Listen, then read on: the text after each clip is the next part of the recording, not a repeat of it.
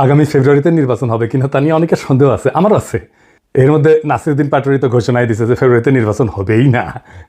তবে আমি সবাইকে ফেব্রুয়ারিতে নির্বাচনের টার্গেট নিয়ে প্রস্তুতি নিতে বলি। এরা না বললে আবার বিএনপি ওয়ালারা বলবে আমি নির্বাচন পিছাইতে চাই। তবে এই নির্বাচনে কি হবে তা নিয়ে আমি এক সপ্তাহ আগে বলছিলাম যে এই নির্বাচনে খেলা হবে, অপ্রত্যাশিত ফলাফল হবে। এডিটর সাহেব এনা দেখা দেন, নাহলে ভাববে ফাপড় নিতেছি। উনি আশায় আছেন একটা ভালো নির্বাচন দিতে পারবেন, দিতে পারলে ভালো, তবে আমি খুব ভরসা পাইতেছি না। তবে এই নির্বাচনে খেলা হবে, অপ্রত্যাশিত ফলাফল হবে, আমি আগেই বলে রাখতেছি। দেখেছেন আর আল্লাহর কি কাম, এটা নতুন জরিপ আসিছে। আসেন আমরা আগে সেই জরিপের ফলাফলটা দেখে আসি। 12% মানুষ বিএনপিকে ভোট দিবে বলিছে, 10.4% মানুষ জামাতে ইসলামীকে ভোট দিবে বলিছে, মানে 10.5% মানুষ। 7.3% মানুষ আওয়ামী লীগকে ভোট দিবে বলিছে, এবং 2.8% মানুষ, মানে প্রায় 3%-এর মতো মানুষ এনসিপিকে ভোট দিবে। তবে কাকে ভোট দিবে এ বিষয়ে এখনো সিদ্ধান্ত নেয়নি 48%-এর বেশি মানুষ। অন্যদিকে জরিপে কাকে ভোট দিতে চায় তা বলতে রাজি হয়নি 14.4% মানুষ। এটা BRAC institute of governance and development BIGDর একটা জরিপ। 8 মাস আগে গত অক্টোবর মাসে একই প্রশ্ন করা হয়েছিল এবং এরাই এই স্টাডিটা করছিল। সেখানে 16.30% মানুষ বিএনপিকে ভোট দিতে চাইছিল। এইটা সাহেব গতবার আর এইবারটা একটু পাশাপাশি দেখেন, তাহলে বুঝবে যে কেমন কমিছে। 11.30% মানুষ জামাতকে ভোট দিতে চাইছিল এবং 2% মানুষ এনসিপিকে ভোট দিতে চাইছিল। তার মানে জরিপ অনুযায়ী 8 মাস পরে বিএনপি এবং জামাতের ভোট কমছে, এনসিপির কি সামান্য কিছু বাড়িছে। তবে 62% মানুষ এই রাজনৈতিক দলগুলোকে ভোট দেবে না, তাই না? কারণ তারা হয় বলতে রাজি হয়নি, অথবা তারা এখনো সিদ্ধান্ত নেয়নি। এরা এই 1 বছরে তাদের উপর থেকে আগের সমর্থন হারে সরাই ফেলছে, আরও ফেলবে। বিএনপির জনসমর্থন, দলের জনসমর্থন 26.32% কমিছে। হে প্রভু হরিরাম কৃষ্ণ জগন্নাথ প্রেমানন্দী, ইয়া ক্যা হুয়া। এডিটর সাহেব অরিজিনালটা শুনে দেন একটু। हे प्रभु हे हरि राम कृष्ण जगन्नाथ प्रेमानंदी, ये क्या हुआ? गला में पानी आ गया, गामछा भी खुल गया मेरा, लगती ये देखिए। হ্যাঁ, সাপ্রি ইনস্টিটিউট অফ ক্রিটিক্যাল থিঙ্কিং এর হোয়াটসঅ্যাপ শাখার গলা পর্যন্ত পানি আগা। বিএনপিকে জিততে পারবে, তারা মনে করতেছে পারবে, কারণ আওয়ামী লীগের এই 7.3% ভোট তারা নিবে। কিভাবে তারা এটা নিবে, কৌশল কি, আসেন সেটা একটু বুঝে দেখি। তারা তাদের নেতাদের একটা অংশকে মুজিব, ধানমন্ডি, 32 নম্বর আওয়ামী লীগ নিষিদ্ধ করার প্রশ্নে আওয়ামী লীগের যে বয়ান সেটা ফেরি করার কাজে নামাই দিছে। আমরা জানি এই যে শেখ রুমিনুর রহমান, ফজা পাগলা, হাবিবুর রহমান হাবিব, এরা তো কেন্দ্রীয় পর্যায়ে, এমনকি জেলা পর্যায়ে, উপজেলা পর্যায়ে পর্যন্ত আওয়ামী লীগের ভোটার, বিশেষ করে হিন্দু সম্প্রদায়ের কাছে তারা একই বয়ান ফেরি করিচ্ছে। শুনেন, এটা বগুড়ার শাহ আলম সাহেব করছে। কিন্তু সংগঠন হিসেবে আওয়ামী লীগ নিষিদ্ধ চাই না, অথচ আজকে যারা বেহেশতের টিকিট দিতে চায়, জামাতের মধ্যে একটি নতুন সংগঠন করেছে হিন্দু জামাত, এটা কখনো সম্ভব? তারা এবং নতুন একটি রাজনৈতিক দল মিলে 3 দিনের ভুয়া আন্দোলন করে স্বাধীনতার নেতৃত্ব করে একটি রাজনৈতিক দল, বাংলাদেশের সবচেয়ে পুরনো একটি রাজনৈতিক দল, সেই দলকে বাংলাদেশে নিষিদ্ধ করেছে, যেটা রাজনৈতিক ভাবে সঠিক সিদ্ধান্ত হয়েছে বলে আমি বিএনপির একজন কর্মী হিসেবে মনে করি না। এই বাংলাদেশের ইতিহাস লিখতে গেলে মহান স্বাধীনতার ঘোষক শহীদ রাষ্ট্রপতি জিয়াউর রহমানের নাম লিখতে হবে।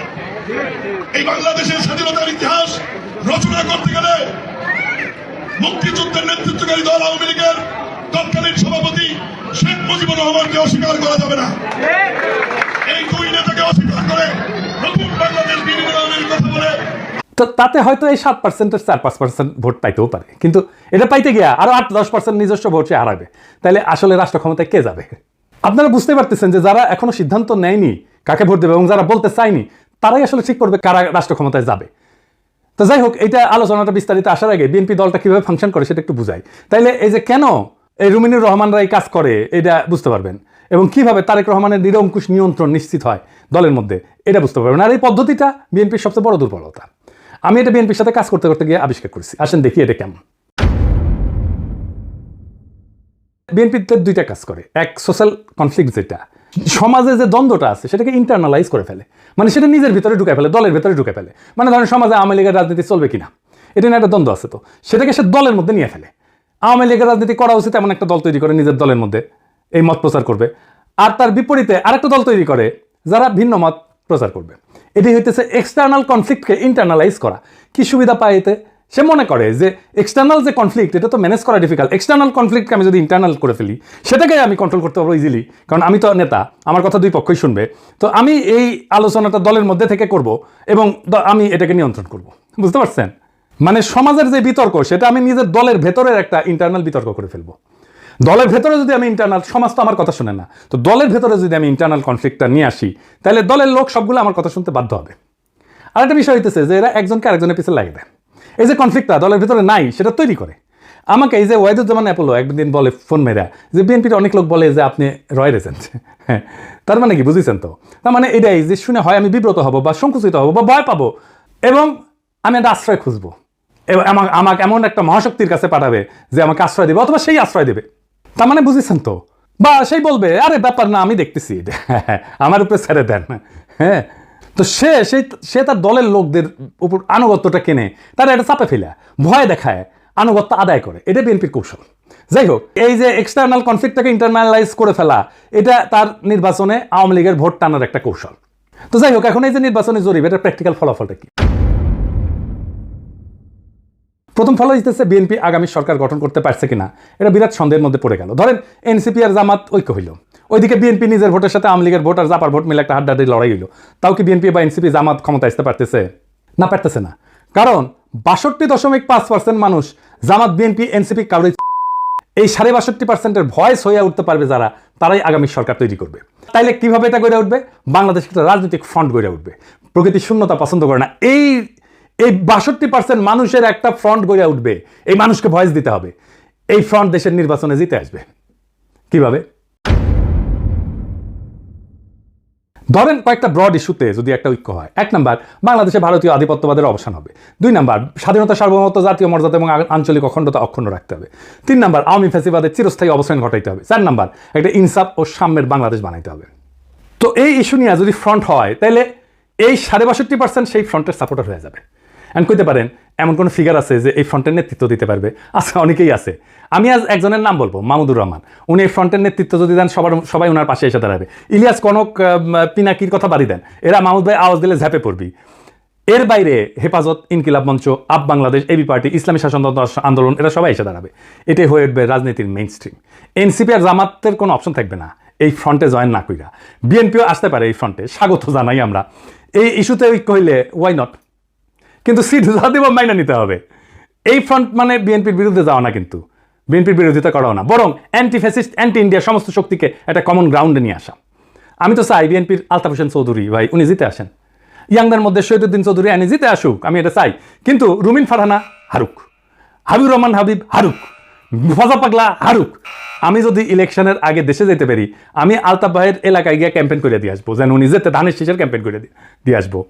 আমার ক্যাম্পেইনের দরকার নাই ওনার জেতার জন্য, উনি এমনি জিতবেন, কিন্তু আমি যাবো আমার নিজের মনের শান্তির জন্য যাবো, যে আমি আলতাফ ভাইয়ের ইলেকশনে কিছু কাজ করেছিলাম। তো এই যে ফ্রন্ট, এই ফ্রন্টের সুবিধা কি হবে? এই ফ্রন্টে রাজনৈতিক দলের মাতবরি থাকবে না। রাজনৈতিক দলগুলোকে কিন্তু দেশের মানুষ পছন্দ করে না, বিশ্বাসও করে না। সেজন্য রাজনৈতিক দল অ্যান্টি হাসিনা লড়াইয়ের নেতৃত্ব দিতে পারেনি। এটা মাইনে নিতে হবে সবাইকে। এই ফ্রন্ট ২০২৪-এর বিপ্লব যারা করছে সেই রকম একটা জনগণের ফ্রন্ট হইয়া উঠবে। রাজনৈতিক দল যা খুশি তাই করতে পারবে না। এনসিপির বালখিল্যতা, জামাতের রাজনৈতিক ভুল, অন্য ছোট দলের ন্যাশনাল ইম্প্যাক্ট তৈরি করার অক্ষমতা সব দূর হয়ে যাবে। এক নতুন আশায় দেশবাসী বুক বাঁধবে, সারা দেশে এক নতুন আশার সঞ্চার হবে। আমরা কলা গাছ যদি দাঁড় করাই দিই, বেশিরভাগ আসনে তারা জিতে আসবে। আমরা বিএনপির ট্রু ন্যাশনালিস্ট নেতাদের আসনে কোনো প্রার্থী দেব না। আমাদের মার্কা হবে বাম্বু, বাম্বুর দাবরানিতে দেশকে আবার সঠিক রাস্তায় নিয়ে আসবো। এই ৬২% থেকে বাংলাদেশের আগামীর রাজনীতি উত্থিত হবে। প্রশ্ন হচ্ছে, মাহমুদ ভাই কি রাজনীতিতে এভাবে আসতে রাজি হবেন? না, হবেন না। ওনারা যারা চেনেন তারা জানেন উনি হবেন না। এই ভিডিও দেখার পরে উনি আমার ফোন দিয়ে ঝাড়ি দিবেন, বলবেন এসব কি পাগলামি শুরু করিস, আমি আমার দেশ নিয়ে আসি, আমার বয়স হয়েছে। তো যাই হোক, উনি যাই বলুক, সক্রেটিস বলছিলেন সেই নেতাই শ্রেষ্ঠ নেতা যে অনিচ্ছুক নেতা। মাহমুদ ভাই অনিচ্ছুক নেতা, তাই উনার বাংলাদেশের সেরা নেতা হওয়া সম্ভব। এইটারে বলে সিনাটাস আর্কিটাইপ। কঠিন লাগিচ্ছে, হ্যাঁ, কথাটা শুনে, টাইমটা শুনে, কিন্তু এটা খুব মজার ইতিহাস হচ্ছে। আসেন শুনি। উনার নাম ছিল লুসিয়াস কুইন্টিয়াস সিনসিনাটাস। ৪৫৮ খ্রিস্টপূর্বাব্দে একজন রোমান সম্রাট ছিলেন তিনি। এই গল্পটা শুরু হয় একটা গভীর সংকট দিয়ে। রোমান সেনাবাহিনী কনসাল মিনুসিয়াসের অধীনে প্রতিবেশী উপজাতি ইকুইদের দ্বারা অবরুদ্ধ হয়ে পড়ে এবং ধ্বংসের মুখোমুখি হয়। রোম শহর আতঙ্কিত হয়ে যায়। এই চরম মুহূর্তে সিনেট মরিয়া হইয়া উনি প্রাক্তন সেনাপতি ছিলেন সিনসিনাটাস, ওনাকে সম্রাট হিসাবে নিয়োগের পক্ষে ভোট দেয়। উনি তখন অবসর জীবনযাপন করেছিলেন এবং কৃষিকাজ করেছিলেন। সিনেটের একটা প্রতিনিধি দল তার ছোট খামারে পৌঁছায়, সেখানে তাকে তার জমিতে লাঙল চাষ করতেছে দেখে। তো দেশের ডাকে সাড়া দিয়ে সিনসিনাটাস একটা নতুন সেনাবাহিনী গঠন করে এবং অসাধারণ সামরিক অভিযানে একদিনের মধ্যে ইকুইদেরকে পরাজিত করে অবরুদ্ধ রোমান বাহিনীকে উদ্ধার করে রোম শহরকে রক্ষা করে। 6 মাসের জন্য ওনাকে সম্রাট বানানো হয়েছিল, কিন্তু 15 দিন বা 16 দিন পরে উনি ক্ষমতা চাইরা আবার চলে যান, ওনার ক্ষেতের মাঠে চলে যান কৃষিকাজ করতে। জর্জ ওয়াশিংটনের হিস্ট্রিও কিন্তু এরকম, উনিও কৃষিকাজ করতে চলে গেছিলেন, ওনাকে ধরে এনে প্রেসিডেন্ট বানানো হয়েছে। জিন্না 1930 সালে হতাশ হয়ে কংগ্রেস রাজনীতি ছেড়ে দিয়ে লন্ডনে যে ওকালতি প্র্যাকটিস করেছিলেন, প্রচুর ভালো প্র্যাকটিস করেছিলেন, কিন্তু খুব পসার হয়েছিল, জমজমার প্র্যাকটিস, বিলাসবহুল জীবন ছিল। ওনারা ধরে এনে মুসলিম লীগের নেতা বানানো হয়েছে, আর ভারতবর্ষের ইতিহাস বদলাই গেছে। আজ আমাদের হাসান সৈয়দ সোহরাওয়ার্দী, তারও কিন্তু এরকম কাহিনী আছে। ওনার বোন বেগম শায়েস্তা ইকরামুল্লাহ সোহরাওয়ার্দীর লেখা জীবনীতে আছে 1933 সালে সোহরাওয়ার্দী সিদ্ধান্ত নিল আর রাজনীতি করবেন না। ট্রেনে করে ভাইয়ের সাথে বোম্বে থেকে কলকাতা ফিরতেছিলেন। প্রোগ্রাম ছিল স্টেশনে নেমে বাসায় ফিরে রেস্ট নেবেন এবং ঘর সংসার করবেন। তো ওনার বড় ভাই ওনাকে ট্রেনে প্রতিজ্ঞা করেছে আর কখনো রাজনীতি করবা না। উনিও বলছেন আর করবো না ভাই। তো যাই হোক, হাওড়া স্টেশনে নামার সাথে সাথে হাজার হাজার মানুষ ওনাকে ঘিরে ধরে আল্লাহু আকবর, সোহরাওয়ার্দী জিন্দাবাদ স্লোগান দেওয়া শুরু করে। ওনার মাথায় নিয়ে মিছিল করা শুরু করে। কাম শেষ, উনি রাজনীতিতে স্থায়ী হয়ে যান। ইতিহাস বদলে যায়। আমার উপরে ছেড়ে দেন, দেশের মানুষ যদি তৈরি থাকে তাহলে মাহমুদ ভাই আসবেন এই দায়িত্ব পালন করতে। আর কারা থাকবেন না আমার কইলাম না, কইলে এখনই লাভ দিয়ে উঠবেন। আমি বলছিলাম অপ্রত্যাশিত ঘটনা ঘটবে, সেই ঘটনার জন্য তৈরি হন, আমরা ইতিহাস সৃষ্টি করবো অচিরেই। বাংলাদেশের রাজনীতি এখন এক সন্ধিক্ষণে দাঁড়ায় আছে। 62% মানুষের নীরবতা, এটাই আসল শক্তি, এটাই আগামী সিদ্ধান্ত গ্রহণকারী হাত। তারা কারো অন্ধ অনুসারী না, বরং তারা খুঁজতেছে এমন একটা প্ল্যাটফর্ম যেখানে থাকবে আত্মমর্যাদা, সার্বভৌমত্ব, ইনসাফ আর সাম্যের নিশ্চয়তা।